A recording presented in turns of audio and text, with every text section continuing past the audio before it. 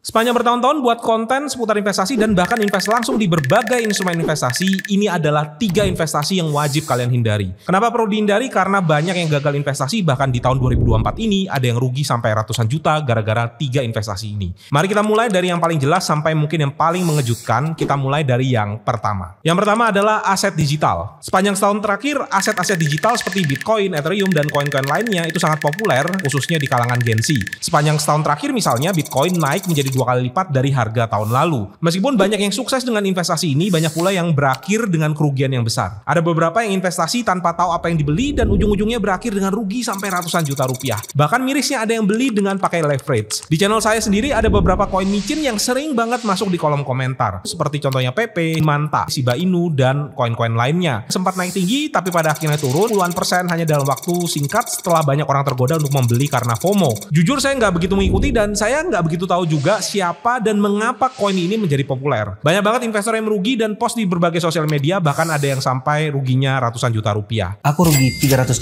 juta lebih dari koin Manta dalam sehari. Kalau kalian beli Manta di harga sekarang yang dimana range itu 1,8 sampai 2,1, harga kalian itu udah jauh lebih murah dari hargaku yang dimana aku rugi sampai 350 juta lebih ini. Inilah yang kita namakan dengan fear of missing out atau FOMO, yaitu rasa takut ketinggalan yang mendorong seseorang untuk ikut-ikutan dalam sesuatu hanya karena melihat orang lain berhasil. Fenomena ini menunjukkan betapa cepatnya pasar aset digital dapat berubah dan betapa beresikonya mengikuti tren tanpa memahami secara mendalam tentang proyek dan fundamental yang mendasarinya. Bukan berarti invest di aset digital sepenuhnya salah ya, tapi ikut-ikutan beli karena FOMO, takut ketinggalan kereta tanpa pemahaman yang cukup bisa mengakibatkan kerugian yang cukup besar.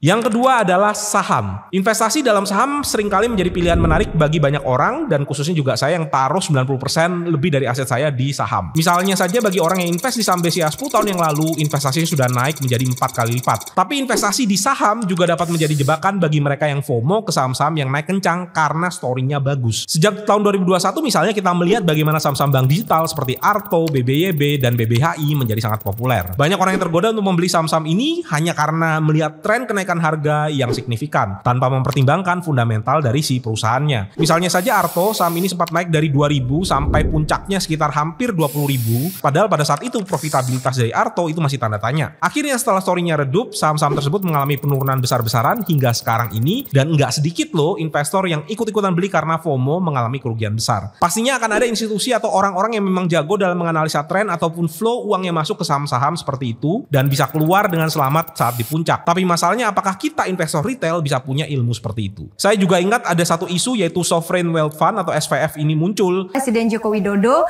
akan segera resmi meluncurkan dana abadi atau Sovereign Wealth Fund Indonesia. Kembali ke topik utama Invest Time hari ini, SWF bikin saham konstruksi bertaji. Membuat saham-saham konstruksi seperti Wika, Waskita, dan PTPP itu naik gila-gilaan pada beberapa tahun yang lalu. Tapi ketika isu atau story-nya mereda, harga sahamnya pun balik turun mengikuti fundamentalnya. Hal ini juga terulang saat IPO saham-saham tech beberapa tahun terakhir seperti Buka dan juga Goto yang sangat amat hype dan dapat exposure dari media ataupun dari para konten kreator. Telah lama dinantikan, akhirnya perusahaan digital raksasa PT GoTo Gojek Tokopedia. GoTo hari ini akan resmi melantai di bursa. Tercatat GoTo mengalami oversubscribe hingga 15,7 kali. Banyak yang antri untuk IPO dan bahkan yang nggak kebagian ikut-ikutan beli di hari-hari setelah IPO. Tapi bertahun-tahun kemudian, Goto misalnya sekarang sudah ada di harga 50. Sekali lagi ya, pasar saham adalah tempat yang tidak pasti dan keputusan investasi harus didasarkan pada analisa yang matang. Dan invest di saham tidak salah ya, saya pribadi juga invest di saham, tapi FOMO dalam investasi saham tanpa persiapan yang cukup bisa berakibat pada kerugian yang besar.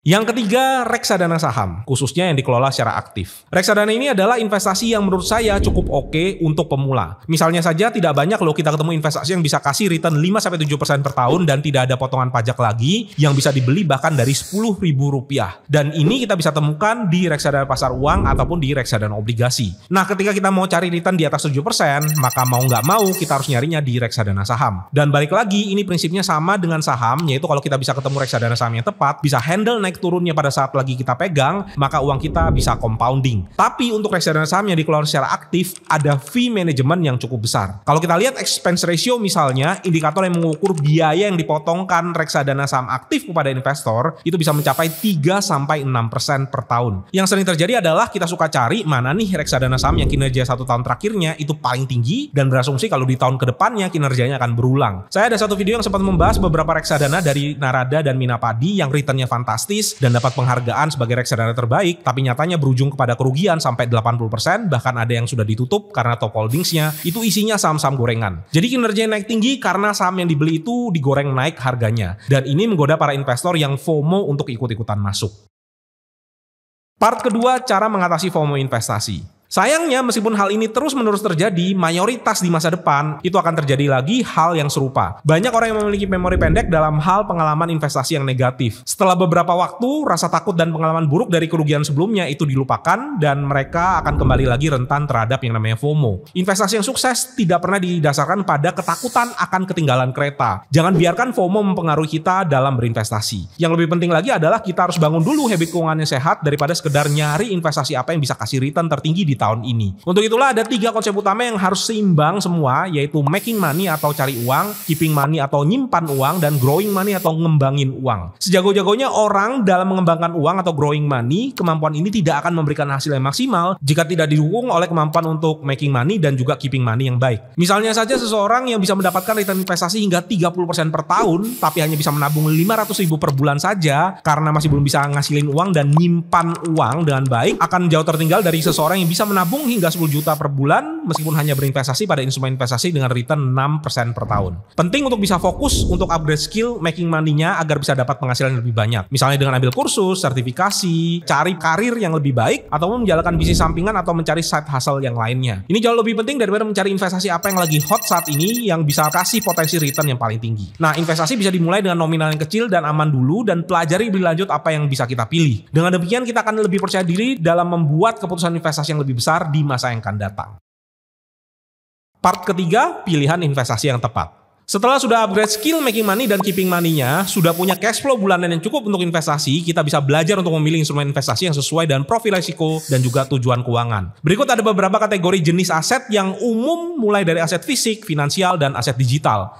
Aset fisik misalnya ada properti dan emas. Untuk aset finansial contohnya ada deposito, saham, obligasi, dan reksadana, dan untuk aset digital itu ada koin kripto dan NFT. Dan tentu saja supaya tidak terulang kejadian merugi karena beli FOMO, kita harus juga sesuaikan dengan tujuan investasi. Kalau untuk jangka pendek misalnya, kurang dari 1 tahun, kita nggak bisa paksakan untuk invest di saham. Harus pilih aset investasi yang konservatif seperti deposito, reksadana pasar uang, ataupun reksadana obligasi. Sekali lagi ingat, investasi yang tepat bukan berarti yang potensi returnnya paling tinggi. Ada trade-off antara return yang tinggi dan juga fluktuasi. Meskipun investasi di saham atau buat sebagian orang di kripto misalnya bisa memberikan hasil yang jauh lebih untung dalam jangka panjang, investor pemula sering lupa kalau pasar saham penuh dengan ketidakpastian dalam jangka pendek. Nah, perlu banget untuk bisa tahu alternatif investasi yang cocok buat orang yang ingin tidur nyenyak setiap malam, yang ingin taruh hasil jerih payahnya ke instrumen yang lebih rendah resiko tanpa harus kepikiran investasinya bisa turun berapa persen setiap hari. Di channel saya sendiri sudah banyak membahas tentang deposito, reksadana, dan SBN retail, jadi bisa cek juga di video-video saya sebelumnya. Tapi ada satu alternatif lainnya yang gak kalah menarik dan bisa dicoba, yaitu deposito BPR. Ini bisa jadi solusi bagi investor yang belum siap menghadapi resiko di pasar saham, tapi tetap mau return yang lebih tinggi daripada deposito bank. Banyak yang mungkin belum tahu, tapi BPR seringkali menawarkan suku bunga yang lebih tinggi daripada bank-bank besar, yaitu bisa sampai 6,75% per tahun, dan ini sepenuhnya dijamin oleh LPS hingga 2 miliar per nasabah per bank selama syarat 3T terpenuhi. Sehingga deposito BPR bisa jadi salah satu opsi yang baik bagi yang belum siap masuk ke pasar saham. Tapi ada satu kelemahan dari deposito yang diterbitkan oleh BPR, yaitu akses BPR-nya itu cenderung terbatas. Kantor cabangnya pun juga nggak banyak. Jadi harus cari kesana kemari untuk bisa akses produk deposito BPR tersebut. Di samping itu, BPR ini juga kurang populer di mata masyarakat karena dianggap sebagai bank kecil. Untungnya saat ini sudah ada marketplace untuk deposito dari berbagai macam BPR yang bisa kita akses dari aplikasi yang saya gunakan saat ini, yaitu Deposito BPR by Komunal. Di aplikasi ini, investor bisa membuka deposito BPR dengan mudah dan praktis ke lebih dari 370 BPR ataupun BPR syariah yang sudah terseleksi di seluruh Indonesia. Jadi kita tidak perlu lagi repot untuk cek satu persatu BPR mana yang memiliki produk deposito yang sesuai dengan yang kita inginkan. Deposito BPR by Komunal membantu proses seleksi dan kurasi dari BPR-BPR yang ada di Indonesia yang memiliki kinerja yang baik. Nah, di aplikasi ini juga ditawarkan pilihan produk deposito BPR dengan bunga hingga 6,75% per tahun, lebih tinggi dari bank umum lainnya, tapi tetap aman karena dijamin oleh LPS. Investor pemula itu bisa mulai membeli dari nominal 1 juta rupiah saja dengan tenor bervariasi, ada yang 1 bulan, ada yang 3 bulan, bahkan sampai 1 tahun. Caranya cukup mudah, download aplikasinya dan kita bisa pilih depositonya secara online tanpa harus pergi ke bank. Saya pribadi taruh sebagian portfolio investasi saya ke deposito BPR Kirana Indonesia yang kasih bunga 6,75% per tahun dengan tenor 3 bulan. Jadi bagi kalian mau mencoba, ada cashback Rp100.000 dengan pakai kode referral Dodi. Bisa jadi pilihan yang tepat untuk menabung yang lebih untung, tapi tetap lebih aman, lebih praktis, dan juga jatuh temponya cepat. Oke, itu tadi pembahasan saya mengenai 3 investasi yang bisa bikin rugi banyak. Share juga di kolom komentar apa versi kalian. Sedikit info, di channel Dodi Bicara Investasi ini juga sudah ada toko DBI Merch yang menjual baju-baju dengan tema investasi. Bagi yang mau beli bisa cek juga di deskripsi. Oke, sampai jumpa kembali di video-video selanjutnya.